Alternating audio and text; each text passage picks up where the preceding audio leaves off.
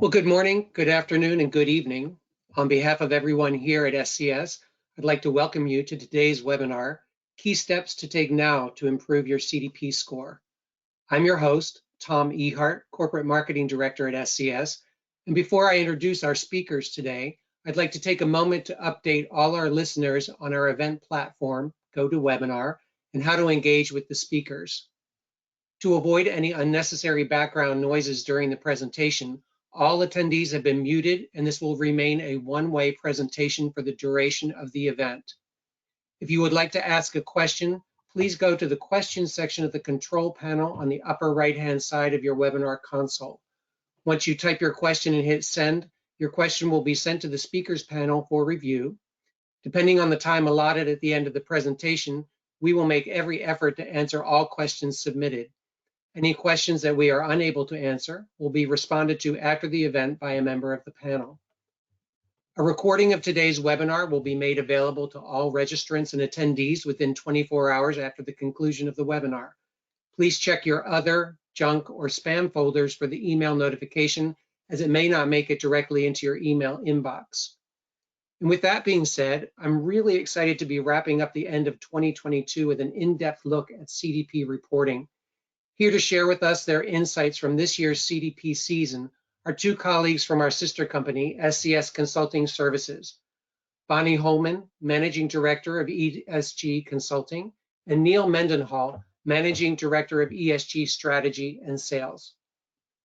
With more than 15 years of sustainability industry experience, Bonnie joined SCS Consulting from our parent company, SCS Global Services, in January of 2022 to support organizational strategy, development, and growth. Prior to joining SCS Consulting, Bonnie led SCS Global Services voluntary sustainability standards certification programs in the food and agriculture sector, developing new business arms and overseeing program piloting, service delivery, technical and field specialist training, and management across all global regions. Neil Mendenhall is a professional sustainability consultant and auditor with over 20 years of experience working with small to large organizations to develop and advance their sustainability goals. Projects include the development of corporate policies, codes of conduct, materiality assessments, ESG goal setting, responsible sourcing protocols, supplier risk assessments, and supplier audit programs. Neil's experience spans a broad range of industries and issues, including mining and conflict minerals, forestry, pulp and paper, and deforestation risk, agriculture, botanicals, biofuels, electronics, transportation, forced labor, and supply chain traceability. And with that, Neil, how about if I turn the mic over to you to start us out with a quick overview of CDP? Thanks, Tom. So CDP, start off with the basics. What is it? It was formerly known as the Carbon Disclosure Project. It was started in 2000. It's now just called CDP because they have a number of different disclosure that you can provide to them. So there's a climate change one that's the same as when they got started. Then they also have water security, forests, and then coming in 2024, they'll have a plastics reporting platform. Essentially, you get a letter grade similar to a report card based on your level of reporting, A through F. F is reserved for those that have been invited but do not reply. Many of these other facts about CDP, Bonnie's going to go over into more detail, but essentially there's almost 20,000 institutions that are now reporting to CDP, and it's relevant for companies, cities, states, and regions. Bonnie, why don't you go into a little bit more detail about the CDP reporting cycle and why it's important. Great, thank you, Neil. Next slide, please. Great, so this is a bit of a laundry list, if you will, of why focus on CDP climate disclosure, which will be the focus of today's webinar. So a few things have been happening to really put CDP in the limelight in the past few years. First off, there's been a meteoric rise in the use of CDP disclosures, largely due to supplier requests that are coming from larger companies. And these requests are being directed to public suppliers and private suppliers, which is a little bit important when you think about its importance in capital markets, which we'll get into in a second. So Neil mentioned that the number of institutions reporting is just around 20,000 institutions. That includes 18,700 companies. And by the way, that is up significantly from just the past 2 years. In 2021, there were only 13,000 companies using CDP climate disclosure. So it's been quite a jump in a short period of time. In the public sector, 80% of the S&P 500 use CDP climate disclosure. The disclosures cover $130 trillion in assets. And that, by the way, is over half of global market capitalization. And it has been increasingly utilized by investor institutions that use not only the letter grade score, but also dig into the disclosure data to inform ESG investment insights. So CDP is now part of the pre-IPO review process for NASDAQ and other exchanges. And it's notable that it's fully aligned to TCFD, which is a framework for addressing climate change from a financial perspective within companies. There's been a lot of attention around the SEC's proposed ruling on ESG, and CDP is mentioned nearly 100 times in that proposed ruling. So we can expect that CDP will continue to hold a prominent role as we potentially move from voluntary to mandatory reporting. Next slide, please.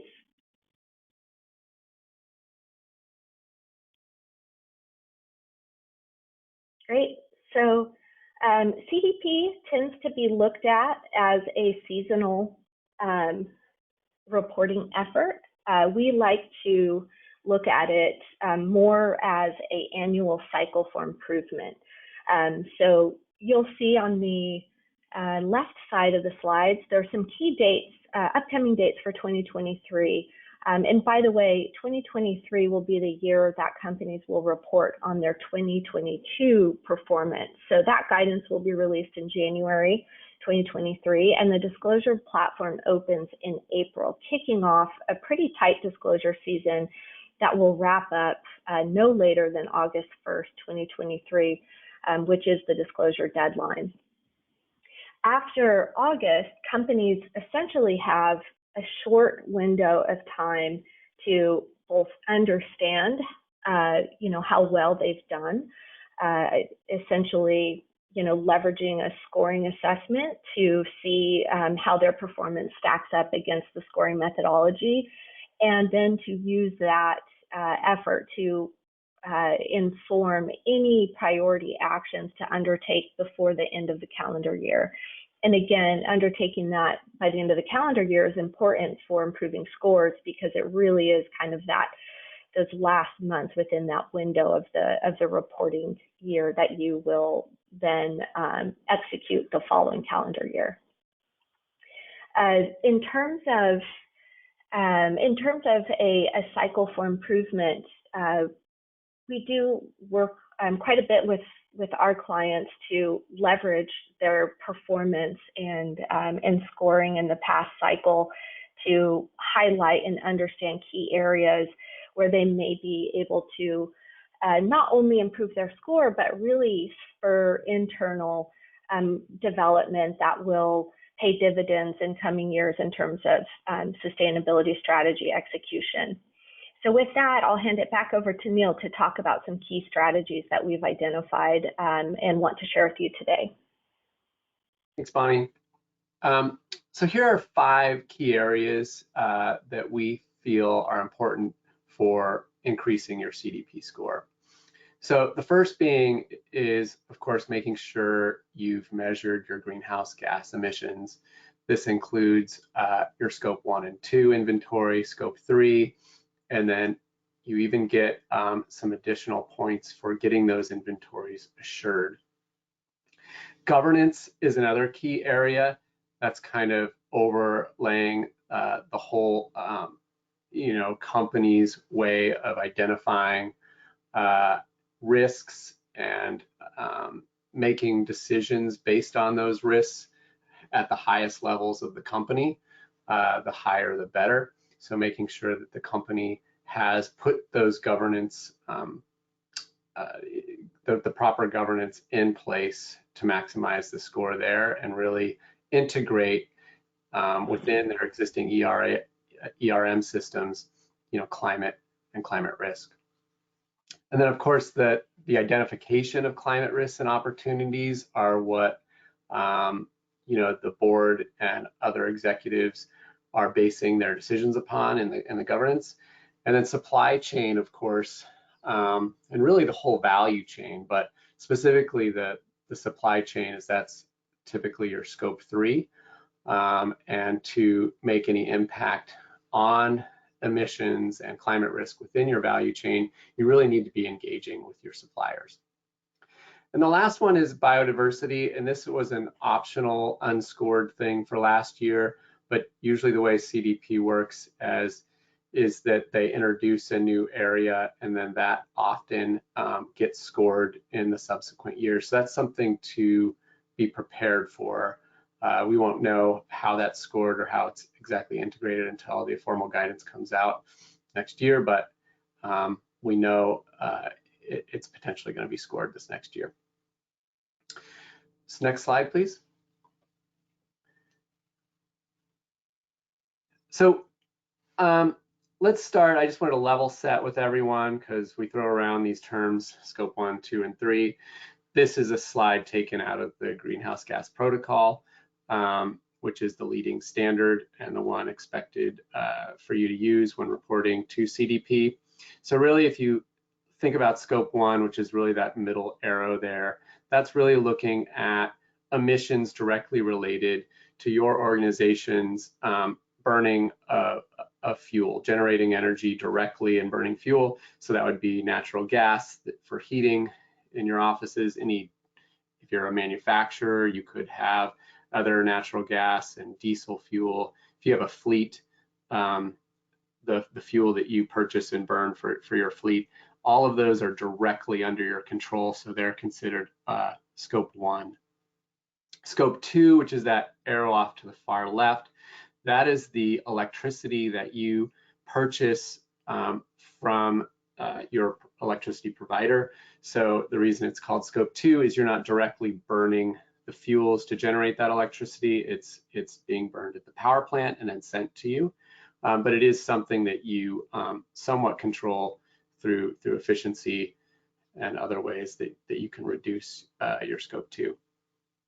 Scope 3 is really everything else in your value chain. It's usually assets that you do not own, but are relevant to the provision of your products and services throughout the value chain. So there's 15 categories here. I'm not going to go through all of them, but things in here are the main categories are purchase goods and services. So that's your supply chain, all the products you buy and services that you purchase. You have business travel in here, employee commuting, and then a big area in the indirect downstream activities for financial institutions is even your investments are covered under this category.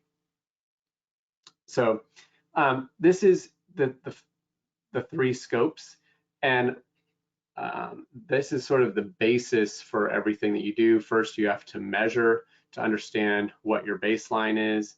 And then CDP wants to know that you're setting goals and targets. So that's an important piece of your CDP reporting. And then, like I said before, assurance is also a key area. So just like people get their financial statements audited, the SEC potentially, and CDP and other stakeholders look favorably upon you getting your inventory assured, we'd call it, otherwise independently audited. So that's where you contact an independent auditor and they check your numbers, make sure your methodology is correct, and ultimately give you a statement at the end of the day that an opinion on the validity of your greenhouse gas emissions. And then you can submit that as well to CDP and you get another bump in your score. Let's go to the next slide. The next key area is governance, and I mentioned this before, but this is really where you're building internal capacity to, not only identify risks, but make key decisions at the highest level of the company. So you're really getting points for making sure the board is having some oversight and management of climate-related risks. Then there's other governance mechanisms and some sort of frequency at which those risks and opportunities are reviewed.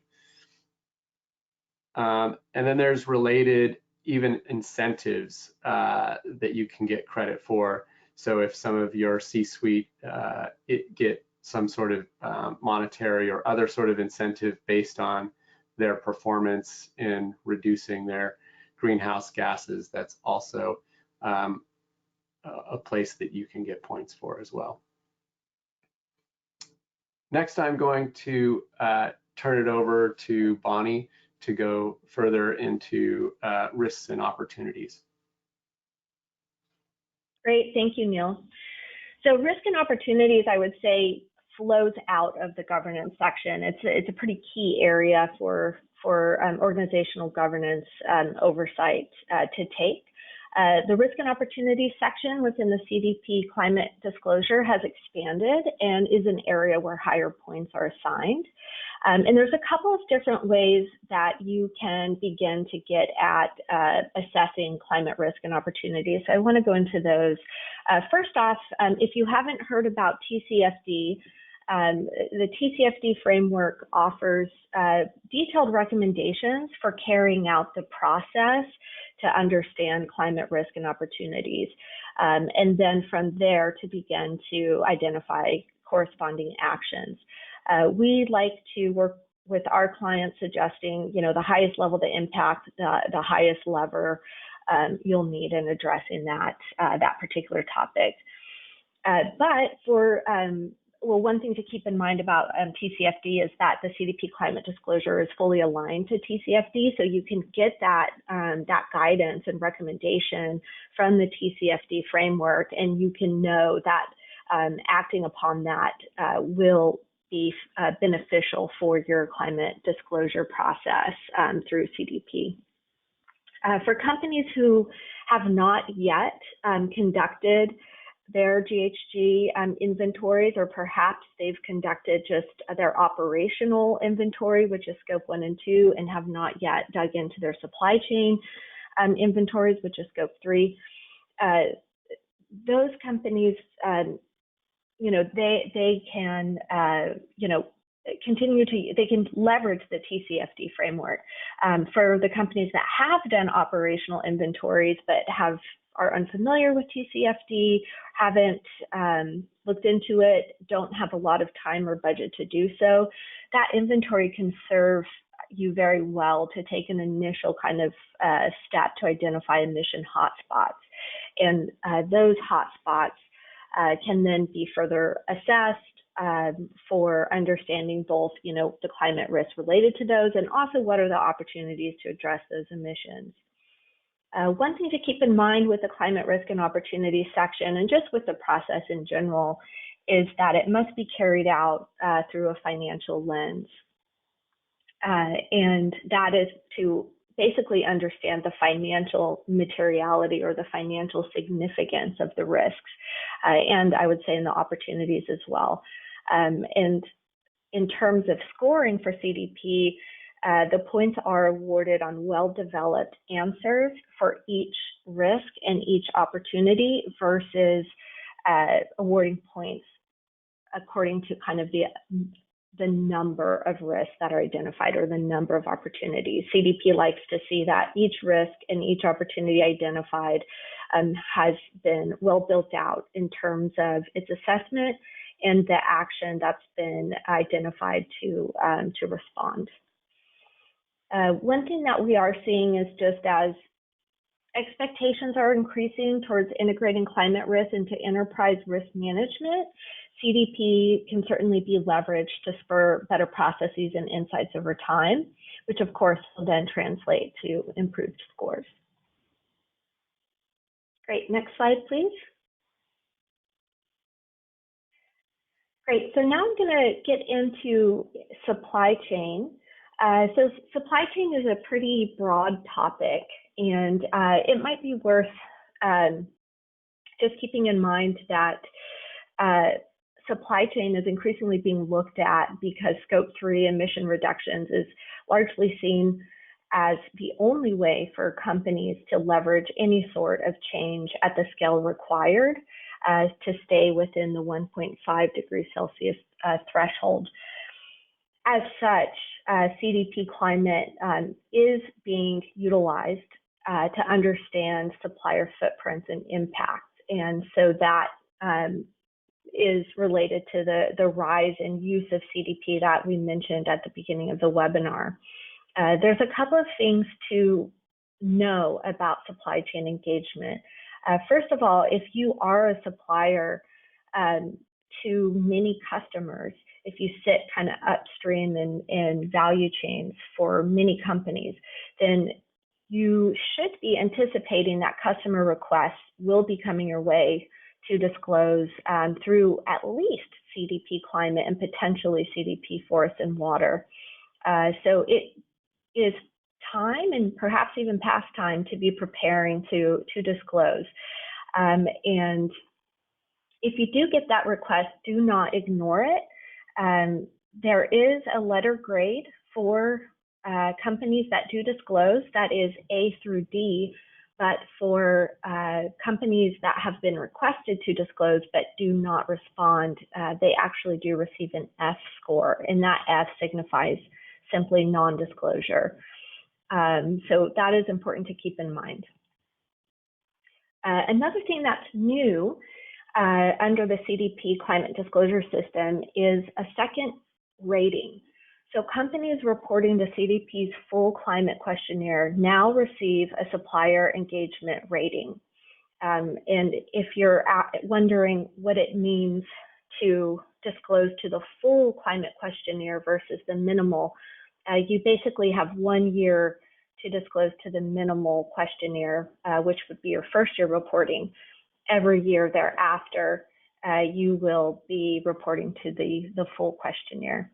There's a couple of other exceptions to that. If you're part of a program that uses CDP for their own reporting system, then you might find yourself in a position where you're in your first year reporting and you're using the full climate questionnaire, which would mean that you would receive a supplier engagement rating in your first year of reporting.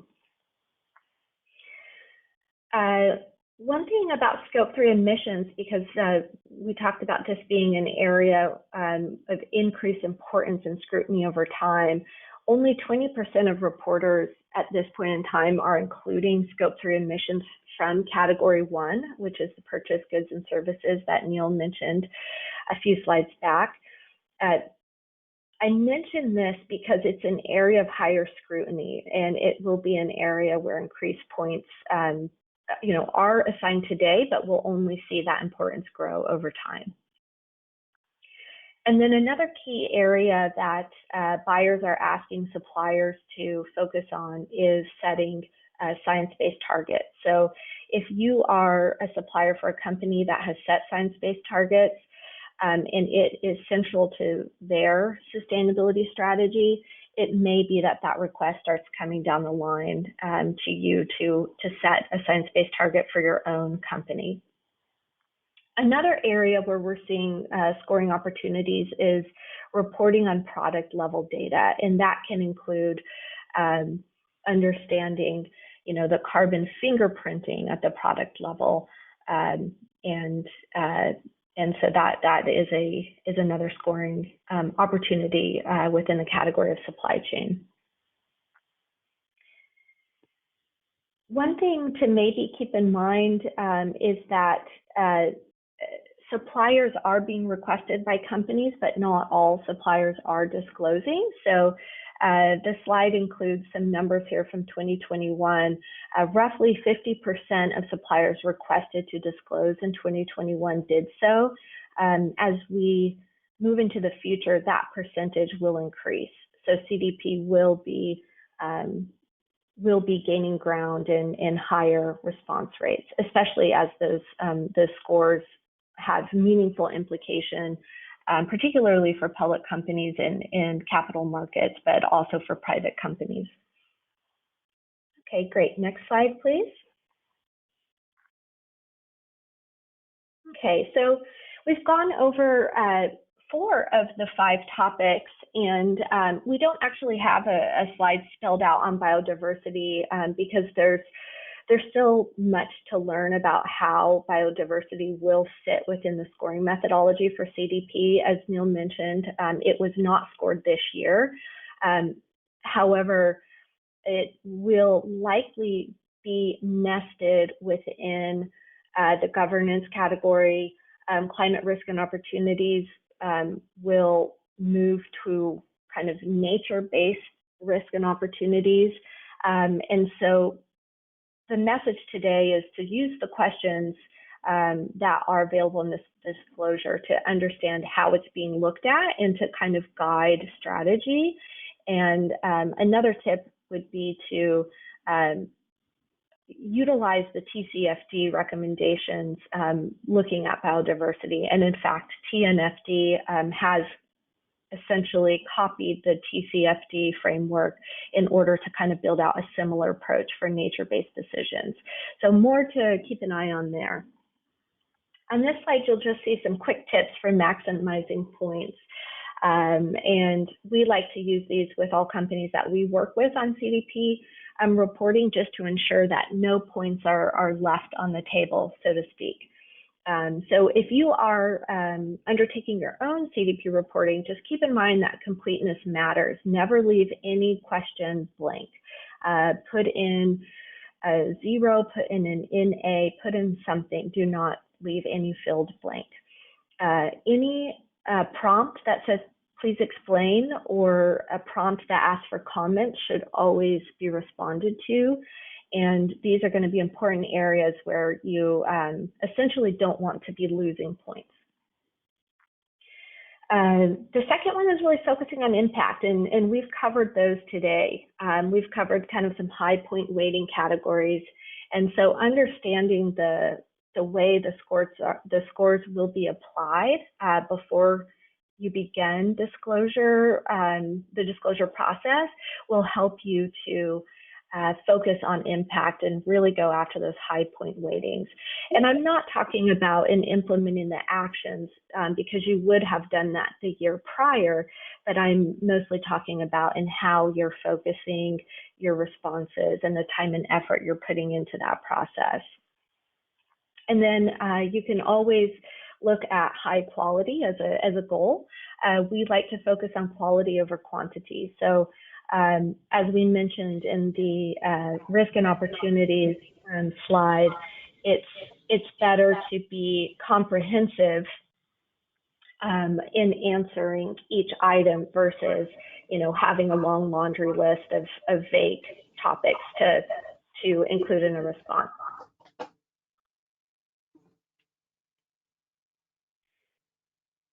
Great. So we've talked a little bit about general tips. And actually, I'm hearing some feedback.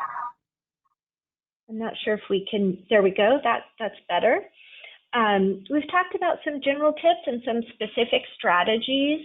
And I would like to hand it back over to Neil to go into how a particular company can look at improving their score based on their specific performance. So over to you, Neil. Thanks, Bonnie.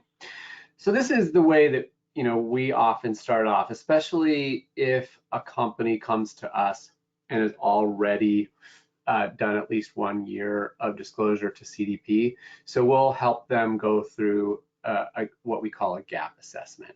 So first, we kind of understand where they sit, their industry classification, which disclosure level they did, either the minimum for that first year or the full.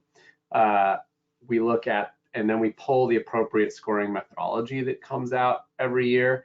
And we essentially score their last, response against the new guidance. It changes a little bit every year. And then through that process, we can identify sort of gaps or opportunities to maximize the score.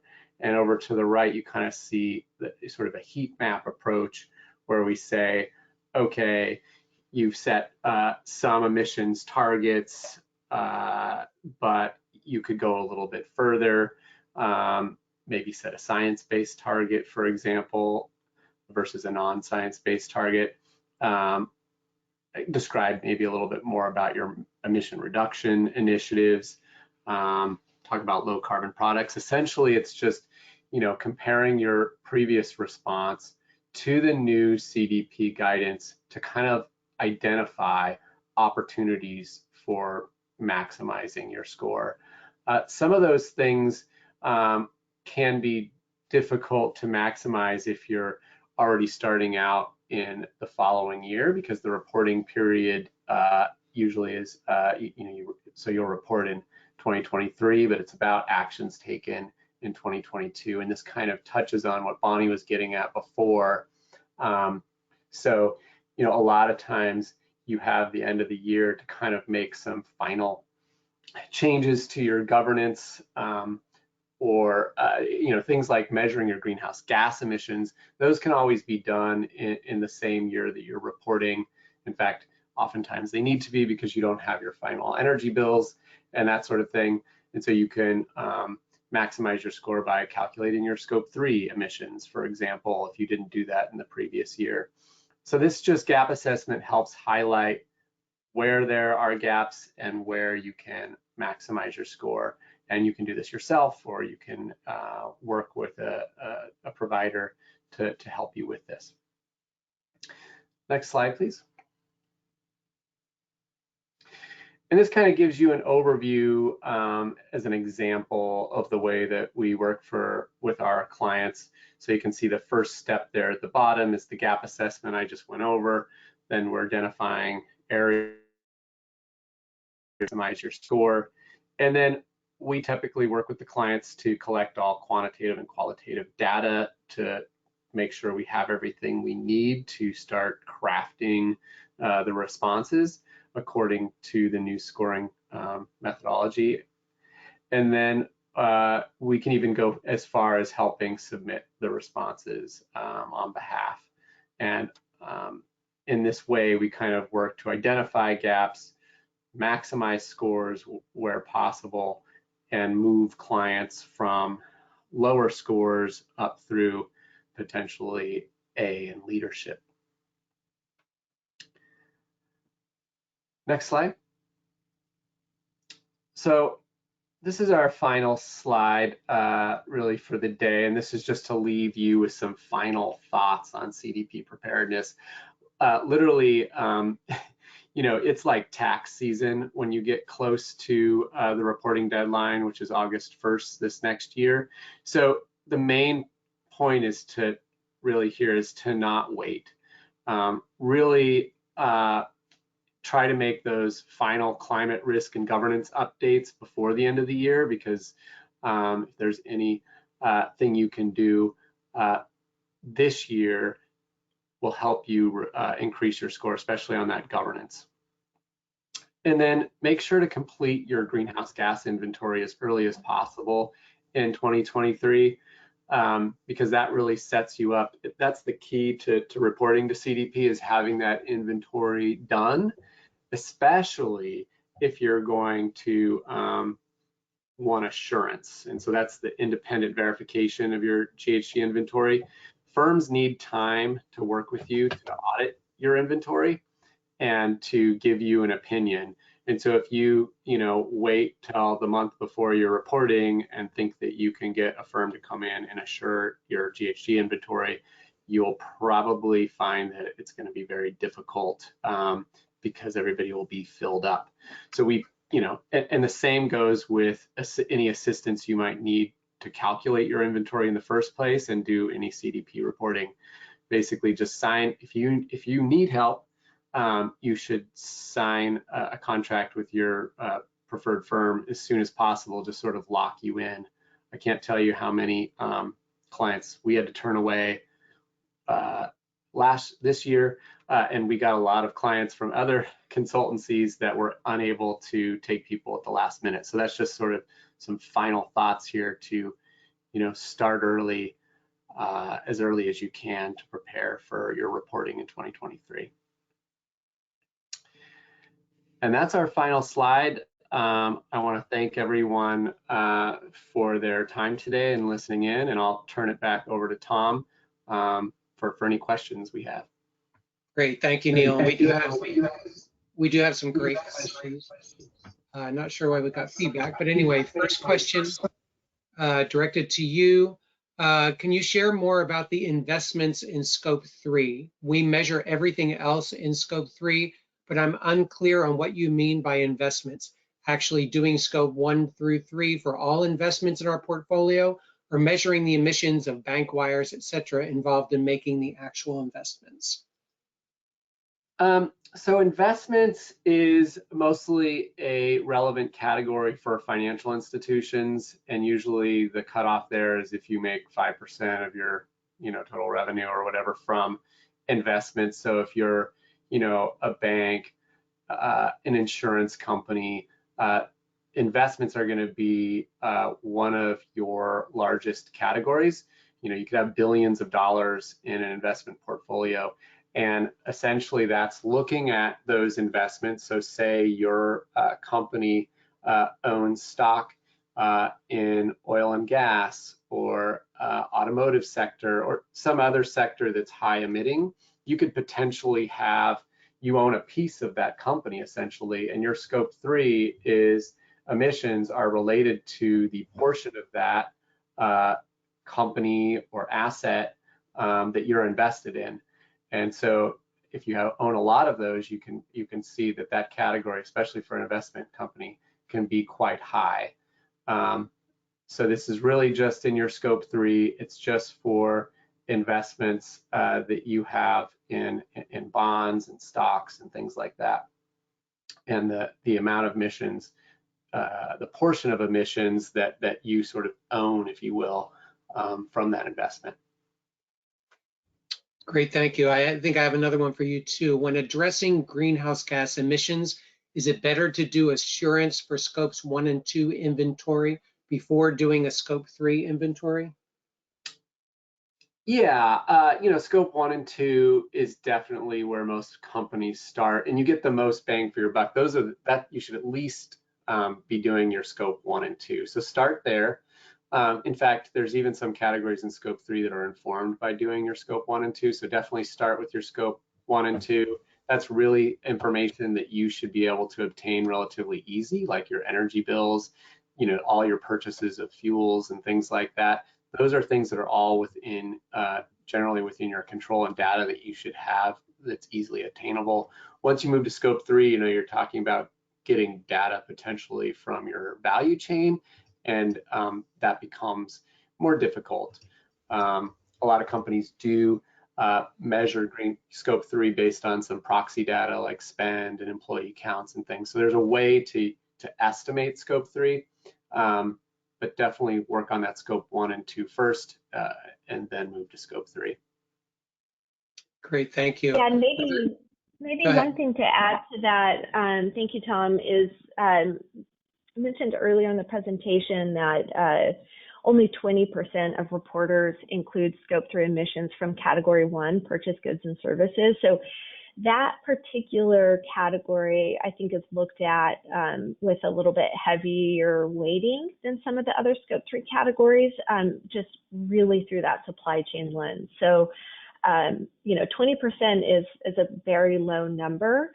And so,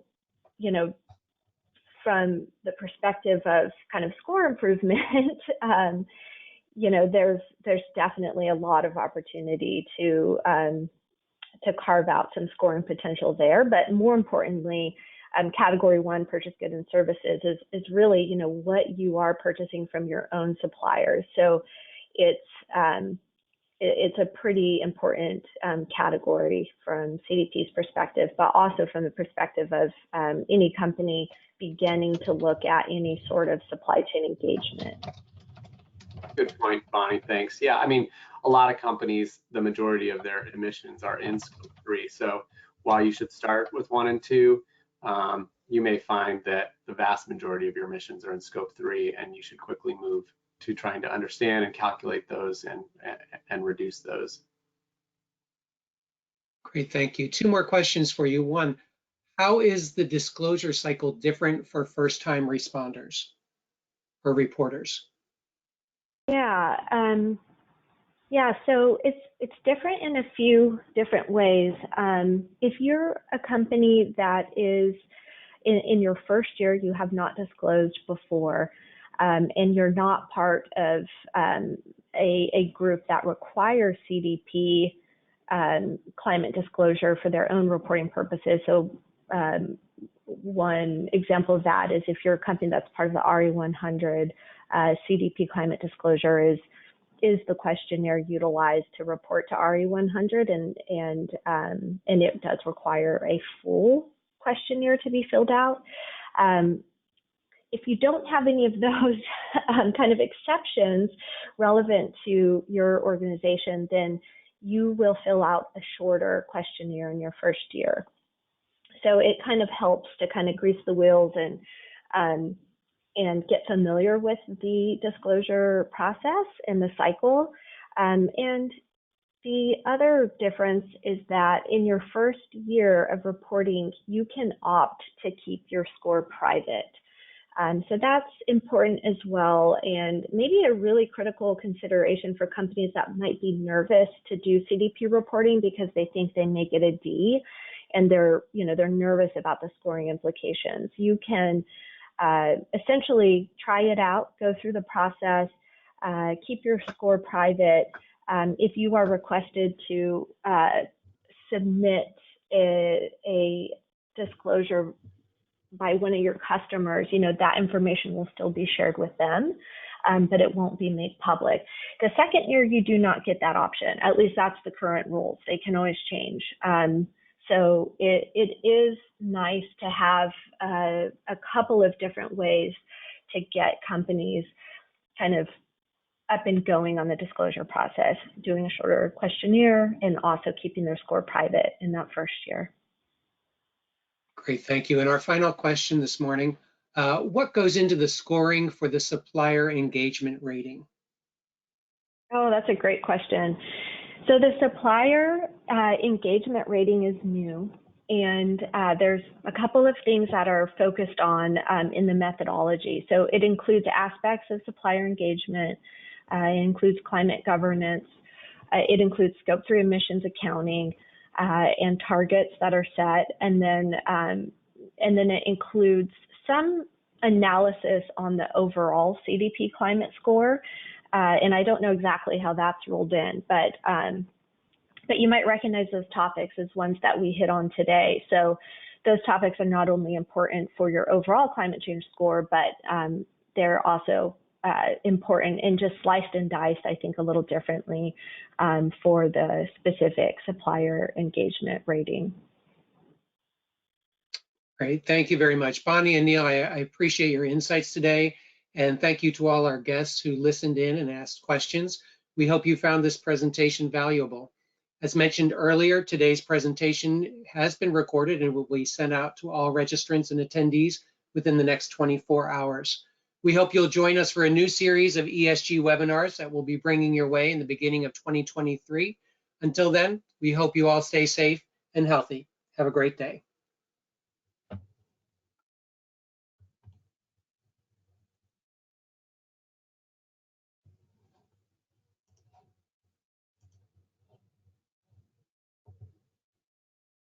Awesome. Are we still on?